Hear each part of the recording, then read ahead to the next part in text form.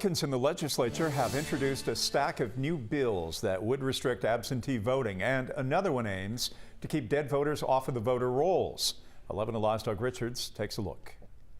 This is a package of bills Georgia Republicans promised right after then President Trump started complaining about the so-called stolen election of 2020. Several of the bills would curb absentee voting.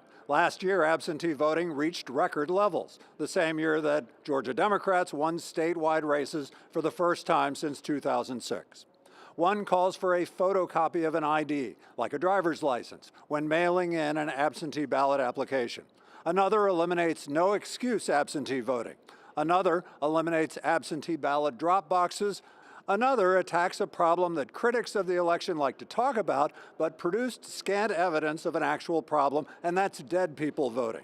One Senate bill requires mortuaries to issue monthly reports to election officials in an attempt to document voters who are no longer alive and remove them from voter rolls.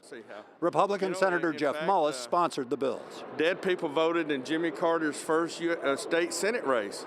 This was true 59 years ago. I want to make sure there's no process in which people who are not alive are voting.